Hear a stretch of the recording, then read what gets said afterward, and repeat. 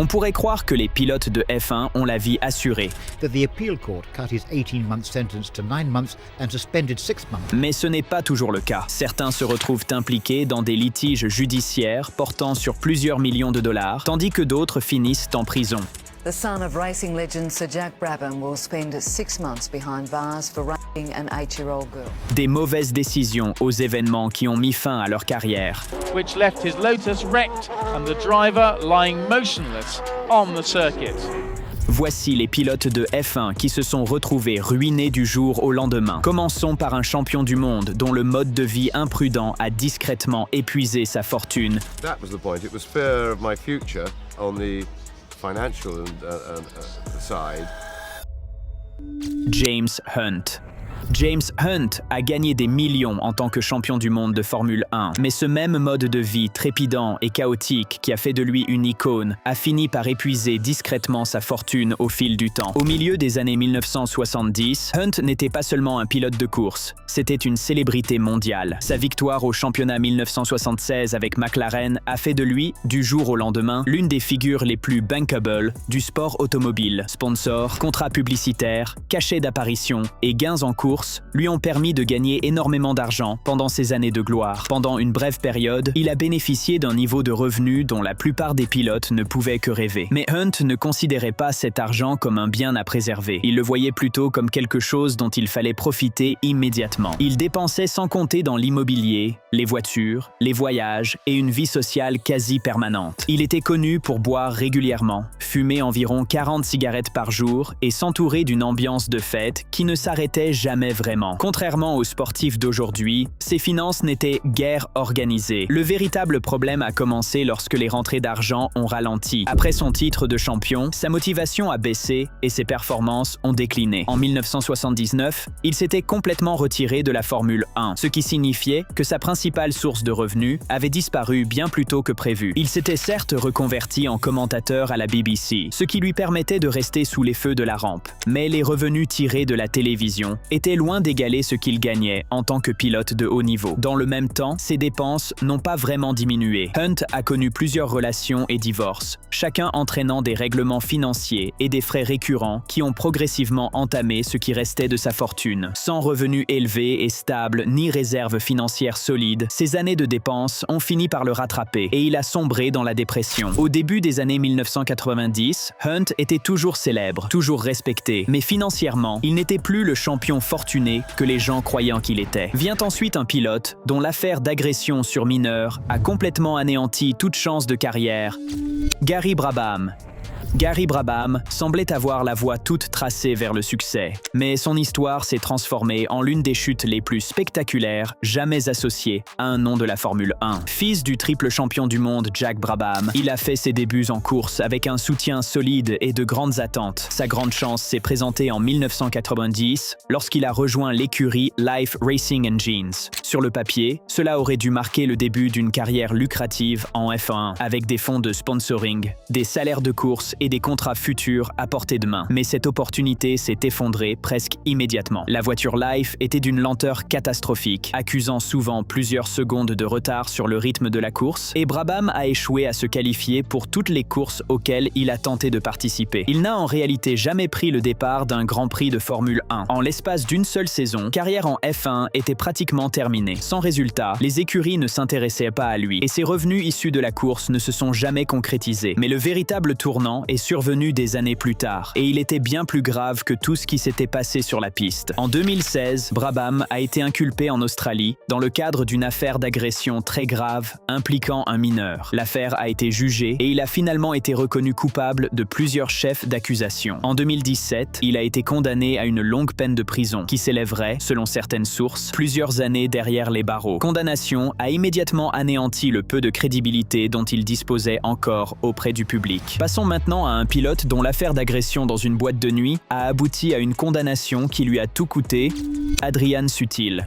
Adrian Sutil était en réalité dans une situation financière solide en Formule 1, mais un incident survenu dans une boîte de nuit a fini par briser son élan au moment où cela comptait le plus. En 2010 et 2011, il s'était forgé une solide réputation chez Force India en tant que pilote fiable du milieu de peloton. Il ne remportait pas de course, mais il était régulier, rapide dans des conditions difficiles et correspondait exactement au profil de pilote que les écuries s'attachent à garder avec des contrats pluriannuels. C'est grâce à cette stabilité que les pilotes se constituent discrètement un patrimoine grâce à des salaires réguliers, primes et des partenariats avec des sponsors. Puis survint l'incident qui a tout changé. En 2011, après le Grand Prix de Chine, Sutil se trouvait dans une boîte de nuit à Shanghai où une altercation a éclaté. Au cours de la confrontation, il a frappé un cadre supérieur de l'écurie avec un verre, lui causant une grave blessure au cou. Ce qui aurait pu être réglé en privé s'est rapidement transformé en affaire judiciaire. Il a été inculpé d'agression et l'affaire a été portée devant les tribunaux allemands. En 2012, Sutil a été reconnu coupable et condamné à une peine de prison avec sursis, ainsi qu'à une amende importante. C'est là que le préjudice financier se fait vraiment sentir. Même s'il a échappé à la prison, la condamnation en elle-même a suffi à faire fuir les écuries et les sponsors. La Formule 1 est un milieu où l'image prime, et le fait d'avoir une affaire pénale liée à son nom fait de vous un risque du jour au lendemain. Perdu son volant pour la saison 2012, ce qui signifiait une année entière sans revenus liés à la F1. Pas de salaire, pas de prime, pas de visibilité. Ce vide à lui seul a constitué un coup dur sur le plan financier. Il a fini par faire son retour chez Force India en 2013, mais à ce moment-là, sa réputation était déjà entachée. Les relations dans le paddock étaient tendues, et il n'était plus considéré comme un investissement à long terme. Son transfert ultérieur chez Sauber n'a pas non plus arrangé les choses. L'écurie était en difficulté, les résultats étaient en médiocre, et en 2014, il quittait définitivement la Formule 1. Passons maintenant à un pilote dont un seul accès de rage au volant ne lui a pas seulement coûté son siège. Trajectoire financière. Bertrand Gachot. Bertrand Gachot était sur le point de se construire une véritable carrière en Formule 1, mais un incident survenu dans une rue de Londres a complètement bouleversé la donne. En 1991, il courait pour Jordan, une écurie qui gagnait rapidement en notoriété et en dynamisme dans ce sport. Cette saison-là était cruciale. De bonnes performances auraient pu déboucher sur des contrats plus lucratifs, de meilleures écuries et des revenus à long terme. Il n'était pas encore une superstar, mais il se trouvait exactement à un moment où sa situation financière était sur le point de décoller. C'est alors qu'est survenu l'incident qui a tout changé. En août 1991, Gachot s'est disputé avec un chauffeur de taxi londonien lors d'un incident de rage au volant, qui aurait dû n'être qu'une altercation mineure, a rapidement dégénéré. Gachot a fini par utiliser du gaz CS, une forme de spray au poivre, contre le chauffeur. Cela peut sembler être une erreur commise en une fraction de seconde, mais sur le plan juridique, cet acte a été traité très sérieusement au Royaume-Uni. Il a été arrêté, inculpé d'agression, et l'affaire a été traitée rapidement par la justice. Il a été reconnu coupable et condamné à une peine de prison. Pas d'amende, pas d'avertissement, mais une véritable peine de prison. Et la Formule 1 n'attend personne. Dès son incarcération, son siège chez Jordan lui a été retiré, d'un seul coup. Et le pilote de remplacement, Michael Schumacher. Cet incident n'a pas seulement écarté Gachot de la grille de départ, il a ouvert la voie à l'une des plus grandes carrières de l'histoire de la F1. Sur le plan financier, ce fut un coup dur. Il a perdu son contrat, son salaire et toute la dynamique qu'il avait su créer. Les sponsors se sont immédiatement retirés. Les écuries n'investissent pas dans des pilotes sur lesquels pèse une condamnation pénale. Même s'il a fini par revenir à la compétition, le mal était déjà fait. Les gros contrats, les revenus à long terme, l'évolution de sa carrière, tout cela a disparu à cause de ce seul incident. Vient ensuite un pilote qui a causé un accident de bateau mortel ayant coûté la vie à son ami J.J. Leto. J.J. Leto était sur le point de gagner beaucoup d'argent en Formule 1, puis tout a basculé. En 1994, il décrocha un volant chez Benetton, aux côtés de Michael Schumacher. C'est le genre d'opportunité qui mène généralement à des contrats juteux, des primes et une sécurité financière à long terme. Mais avant même que la saison ne puisse véritablement démarrer, il fut victime d'un grave accident lors d'essais à Silverstone qui lui causa de sérieuses blessures au cou. Il a manqué des courses, est revenu sans avoir retrouvé toute sa forme et n'a tout simplement pas pu atteindre le niveau requis. Dans une écurie de pointe, cela ne dure pas longtemps. Il a été remplacé en cours de saison et d'un seul coup, la période la plus lucrative de sa carrière s'est envolée avant même d'avoir commencé. Quelques années plus tard, la situation s'est encore compliquée. En juin 2010, Leto a été victime d'un grave accident de bateau à Raasepori, en Finlande. L'embarcation a percuté de plein fouet un pilier de pont à grande vitesse, à environ 40 nœuds, dans une zone où la limite était fixée à seulement 5 nœuds. L'un de ses amis a perdu la vie dans l'accident. Leto lui-même a également été grièvement blessé, souffrant de côtes cassées et d'un traumatisme crânien. Puis vinrent les conséquences judiciaires, et c'est là que les choses se sont vraiment enlisées. En 2011, un tribunal finlandais a jugé qu'il était en état d'ivresse au moment où il pilotait le bateau. Il a été condamné à plus de 2 ans de prison pour homicide involontaire, conduite en état d'ivresse et excès de vitesse. Ce genre d'affaires n'entraîne pas seulement une peine de prison, mais aussi des frais de justice colossaux, d'emploi l'emploi et une grave atteinte à la réputation. Mais Leto a continué à se défendre. Il a déclaré ne pas se souvenir de l'accident et a nié toute responsabilité. En 2012, à l'issue d'un appel, le tribunal a entièrement annulé la condamnation. Le tribunal a estimé qu'il était impossible de prouver qu'il était au volant ou en état d'ivresse, et il a été acquitté de toutes les charges. Même avec cet acquittement, le mal était déjà fait. Entre la carrière en F1 perdue et les années passées à se battre dans une affaire judiciaire complexe, la fortune qu'il était en passe de se constituer ne s'est jamais vraiment concrétisée. Vient ensuite un pilote qui a tout perdu après avoir échoué à un contrôle antidopage, Franck Montagny. Franck Montagny a passé des années à se battre pour se forger une véritable carrière en Formule 1. Mais lorsqu'il a enfin eu sa chance, cela ne s'est jamais traduit par la percée financière dont il avait besoin. Et ce qui s'est passé par la suite n'a fait qu'empirer les choses. Pendant longtemps, il s'est fait connaître en tant que pilote d'essai chez Renault, ce qui lui assurait un revenu stable, mais loin des salaires mirobolants des pilotes de course. Cela lui permettait néanmoins de rester dans le circuit. Et il gardait toujours l'espoir qu'un siège à temps plein lui ouvrirait un jour les portes d'une véritable source de revenus, grâce aux contrats et aux sponsors. Cette opportunité s'est enfin présentée en 2006 avec Super Aguri. Sur le papier, c'était le moment pour lui de faire ses preuves et de commencer à se construire une véritable carrière en F1. Mais la réalité s'est avérée rude. La voiture était l'une des plus lentes du plateau et il n'y avait aucune chance de marquer des points ou de se démarquer. Pire encore, il a perdu son siège en cours de saison, apparemment en raison de problèmes de sponsoring et de soutien financier. D'un seul coup, sa seule véritable chance d'atteindre les revenus de la F1 s'est envolée avant même de pouvoir déboucher sur une situation durable. Par la suite, il a enchaîné différentes séries de courses, décrochant des engagements ici et là, mais rien qui ne lui rapportait autant qu'en Formule 1. Ses revenus réguliers et élevés ne se sont jamais concrétisés. Il est resté impliqué dans le sport automobile, notamment dans les courses d'endurance, puis, plus tard, en Formule E, qui lui offrait une nouvelle chance de stabiliser financièrement sa carrière. Puis vint le moment qui lui a également fermé cette porte. En 2014, après une course de Formule E, Montagny a échoué à un contrôle antidopage. Il a été confirmé par la suite qu'il s'agissait de cocaïne et il a ouvertement admis en avoir consommé. Cet aveu lui a valu une suspension de la série. Et d'un seul coup, le peu d'élan qu'il avait réussi à conserver s'est à nouveau évaporé. Les sponsors ne restent pas dans ce genre de situation et les écuries évitent tout simplement de prendre ce risque. Sur le plan financier, ce fut le coup de grâce. Il ne gagnait déjà pas autant qu'en F1 au départ et désormais, même ses sources de revenus secondaires avaient disparu. Passons maintenant à un pilote de haut niveau qui a été impliqué dans un litige juridique de 12 millions de dollars avec son ancien manager, Daniel Ricciardo.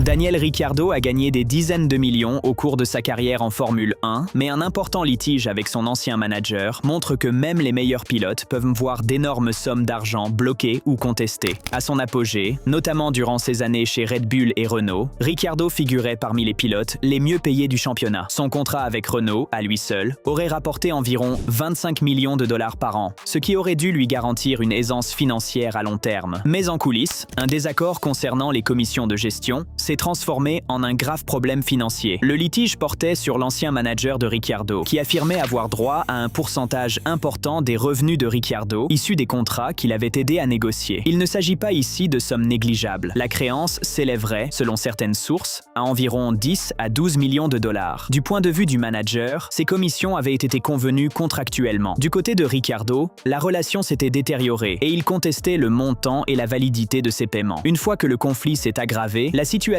a basculé dans le domaine juridique, où les coûts grimpent rapidement. Les batailles juridiques de ce type ne se limitent pas aux montants litigieux. Elles entraînent également des frais juridiques élevés, une perte de temps considérable et le risque de règlements à l'amiable qui peuvent discrètement épuiser une grande partie des revenus. Même si l'on gagne des millions, perdre un procès ou conclure un accord à ce niveau peut sérieusement entamer ses finances. Ce qui rend cette situation particulièrement significative, c'est le moment où elle s'est produite. Ce litige est survenu à une période où les performances de Ricciardo sur circuit était déjà en baisse, notamment pendant son passage chez McLaren. Ainsi, alors que sa capacité de gain diminuait, une grande partie de l'argent qu'il avait gagné auparavant était contestée en même temps. Cette combinaison exerce une pression à la fois sur ses revenus actuels et sur son patrimoine passé. Il n'a pas fait faillite, mais c'est exactement le genre de problème hors piste qui ronge une fortune. Passons maintenant à un pilote dont le succès éphémère a été suivi de plusieurs années passées au sein de l'une des écuries les moins rémunératrices de F1, ce qui a limité ses revenus, alors que d'autres encaissaient des sommes considérables.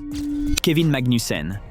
Kevin Magnussen a fait une entrée fracassante en Formule 1 en montant sur le podium dès ses débuts chez McLaren en 2014, mais son éviction après une seule saison a complètement bouleversé les perspectives de revenus qu'il aurait pu espérer dans ce sport. Ce résultat lors de sa première course aurait dû lui ouvrir la voie à des contrats à long terme, à des primes de performance et à une ascension régulière vers les salaires des meilleurs pilotes. Au lieu de cela, McLaren l'a remplacé dès l'année suivante pour faire venir Fernando Alonso. Et d'un seul coup, trajectoire est passée de la constitution d'une fortune à la simple recherche d'un emploi. À partir de là, sa carrière est devenue un cycle d'opportunités instable. Il a rejoint Renault en 2016, mais ce passage n'a duré qu'une saison et ne lui a apporté ni résultats probants ni progression financière. Puis vint Haas, où il a passé la majeure partie de sa carrière. C'est là que la véritable contrainte financière entre en jeu. Haas a toujours été l'une des écuries les moins généreuses du plateau, avec des primes de performance limitées et pratiquement aucune chance de gain liée au podium. Alors que les pilotes de haut niveau gagnaient des dizaines de millions par an, Magnussen ne touchait qu'une fraction de cette somme, avec très peu de perspectives d'augmentation. De surcroît, son style de pilotage agressif entraînait souvent des pénalités et des incidents, ce qui ne favorisait ni sa réputation, ni son pouvoir de négociation lors des discussions contractuelles. En Formule 1, la réputation a un impact direct sur les revenus et être perçu comme irrégulier ou risqué réduit votre valeur. Cela s'est traduit par l'absence d'offres de la part des grandes écuries,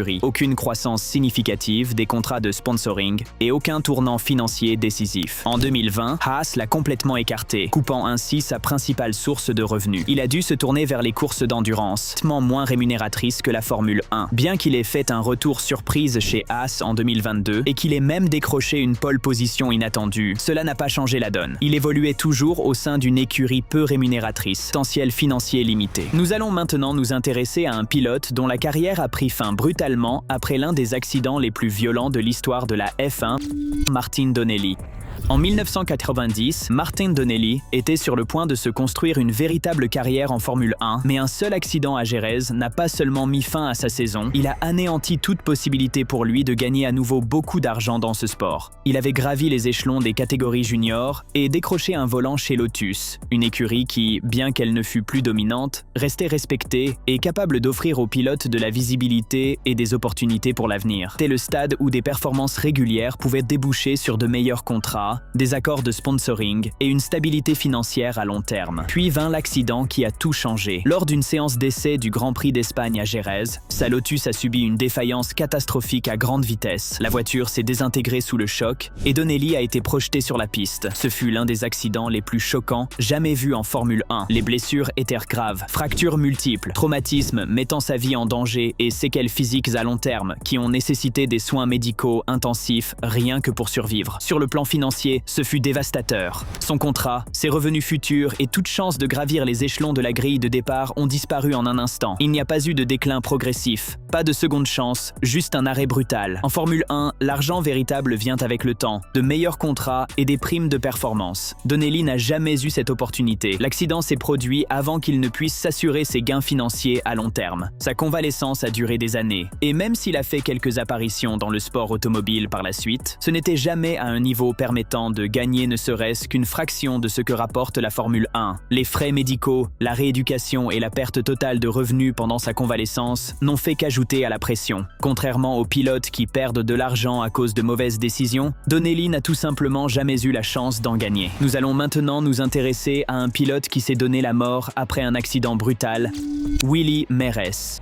Willie Merès avait la vitesse nécessaire pour se forger une brillante carrière en Formule 1 chez Ferrari au début des années 1960, mais son style de pilotage dangereusement agressif lui a coûté des résultats réguliers, un revenu stable et, à terme, toute stabilité financière. À son apogée, il courait pour l'une des plus grandes écuries du sport, ce qui lui assurait un salaire élevé, le soutien de l'écurie et une visibilité susceptible de générer des revenus à long terme. Les pilotes dans cette situation décrochent généralement des contrats pluriannuels, des parrainages et un avenir financier stable, mais Merès s'est forgé une réputation qui a joué en sa défaveur. Il était connu pour repousser les limites bien au-delà du raisonnable, prenant des risques qui se soldèrent souvent par des accidents plutôt que par des résultats. Si cela le rendait rapide, cela le rendait également imprévisible. Les écuries ne récompensent pas l'imprévisibilité, surtout lorsqu'elle entraîne des dégâts coûteux et la perte de points. Au fil du temps, la confiance en lui a commencé à s'effriter, et avec elle, ses opportunités ont diminué. Moins de performances marquantes signifiaient moins de revenus, moins de prolongation de contrat et aucune réelle progression financière. Le tournant s'est produit en 1968 lors d'une course de voitures de sport à Spa. Meres a été victime d'un grave accident qui lui a causé de sérieuses blessures. Physiquement, il n'a plus jamais été le même. Et dans le sport automobile, dès que vos performances baissent, votre capacité à générer des revenus diminue également. L'accident a de fait mis fin à toute chance réaliste de revenir à la compétition de haut niveau et de reconstituer ses revenus. À partir de là, tout s'est enchaîné. Sans carrière stable ni soutien financier, la pression a commencé à monter. Il a eu du mal à faire face à la perte soudaine d'identité et de revenus qu'entraînait son éviction forcée de la course automobile. Les témoignages de l'époque indiquent qu'il subissait un stress émotionnel et financier intense. En 1969, à peine un an après son accident, Meres a tenté de mettre fin à ses jours et est décédé peu après. Enfin, voici un pilote dont la carrière a été financée par de l'argent illicite,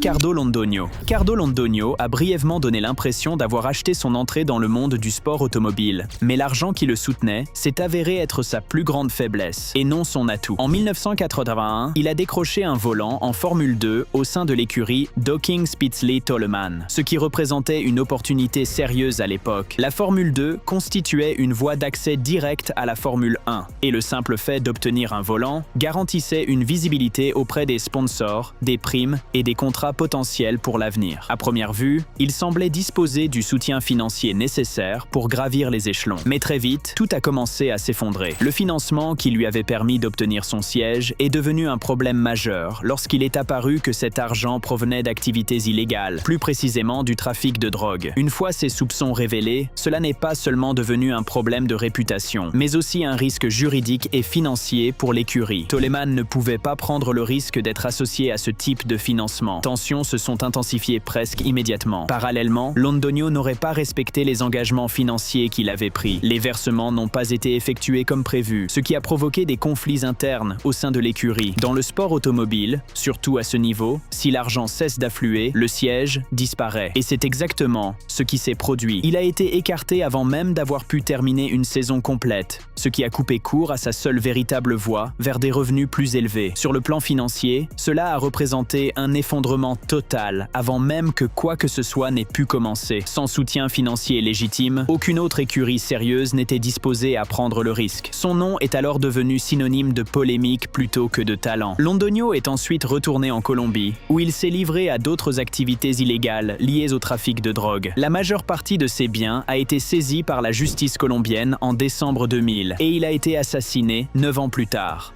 Quel de ces pilotes avait le plus de potentiel avant sa chute? Donnez-nous votre avis dans la section commentaires. Et avant de partir, n'oubliez pas de liker cette vidéo et de vous abonner à Grid Rivals pour ne pas manquer les prochaines.